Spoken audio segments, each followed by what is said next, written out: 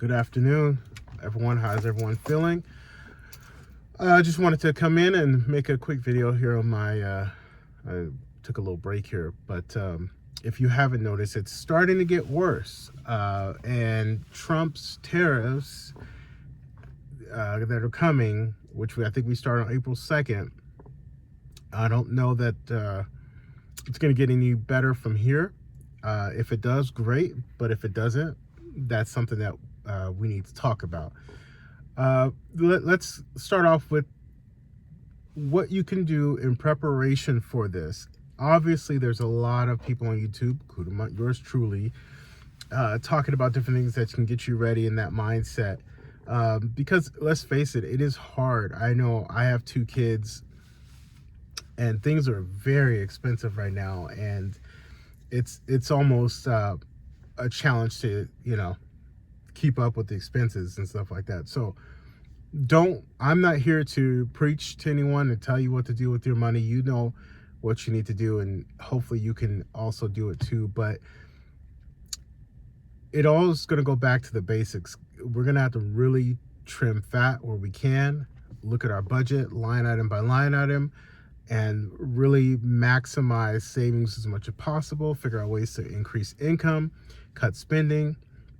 And we really, maybe for the next 60 to 90 days, which may seem like an eternity if you're on a budget. And that tends to be a bad word, taboo, budget this and budget that.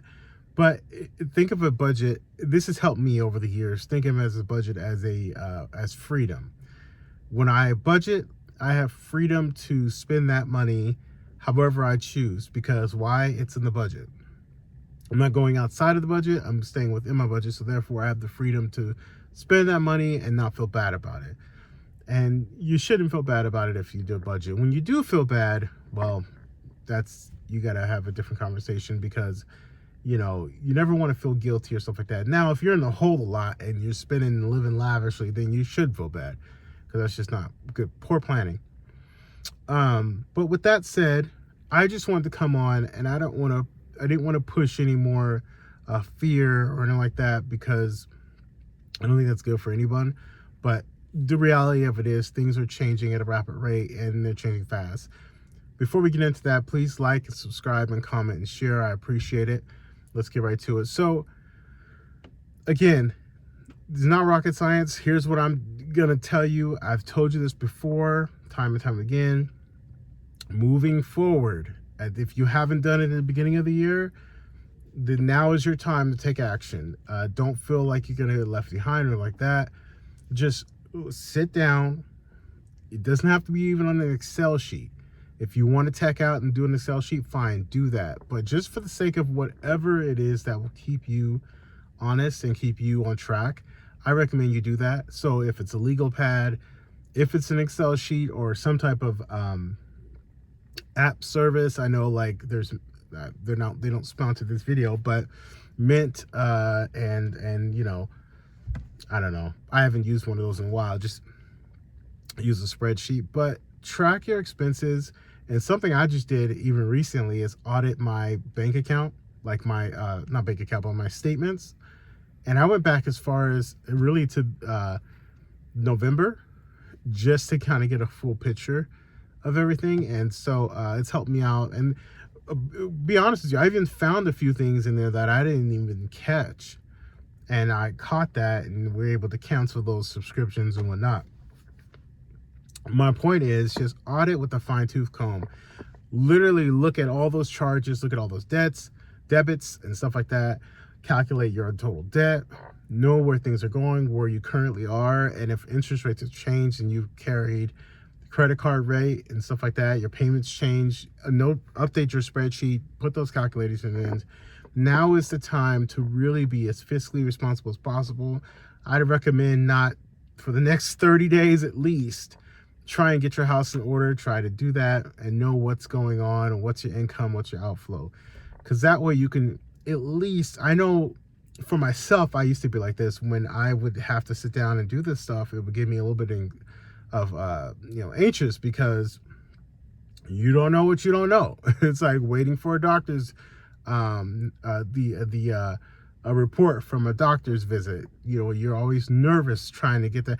I associate that with financial health. It's the same way. It's like sometimes you can go on autopilot and you think that what you don't know won't hurt you, but all reality is it may come back to bite you in the butt later just because you didn't know. It doesn't necessarily mean you may even have the answers to it, but you may be able to say, okay, I know that it's coming, student loan, whatever. But at least I know of it and I can start strategizing now and make those cuts now. And some of these cuts, to be honest with you guys, may be deep, right? We've all had lifestyle creep, and that's a big wealth killer, is having lifestyle creep. So try not to do that. And again, I don't want this video to be preachy, because I'm not trying to be preachy at all. Just trying to be another guy on YouTube trying to help you guys invest in real estate, just because that's my passion. That's what I'm about. And that's one of the things that's been a constant in my life, and I know that it can work as long as you're willing to do it correctly. And it all starts with your budget. None of this stuff is possible without the budget. Trust me when I tell you, the last thing you want to do is find the deal of the lifetime, a deal of the century, and your financial situation is in shambles and you are just flying on autopilot, don't know what's going in, what's going out. You get this deal under contract, you close, boom, something happens. Maybe your roof needs to be replaced and you miss that, or whatever. Be informed.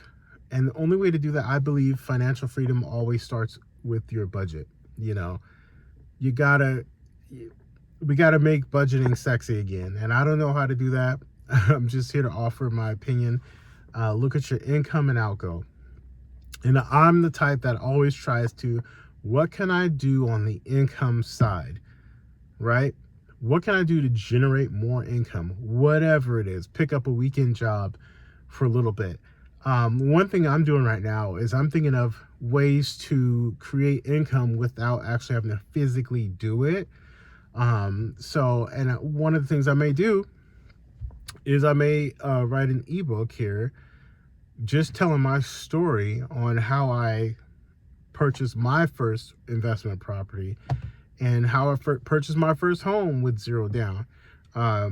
Those things may be helpful to you, maybe helpful to someone, but that's something, again, it was an idea. It's like, okay, what can I do that can provide value to myself and my family while also adding value to someone else's family, right?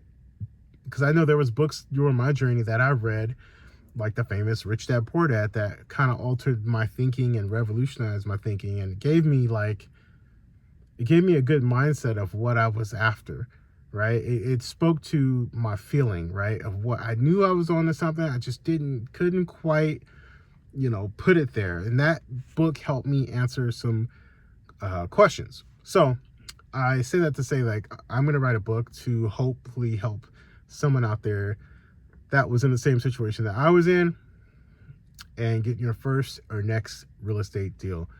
Again, it all stems from, I couldn't have done it. I swear to you, I couldn't have done it without knowing my income and my outgo and really studying that and becoming masterful at it, to where I can say, okay, every month I spend $350 on groceries, or every month I do this and this, and you just really knowing that number, it truly is freedom, because once you're able to hit your budget, sky's the limit. You can, if more money comes in that was unbudgeted, now you really can put it to work and not feel bad about it.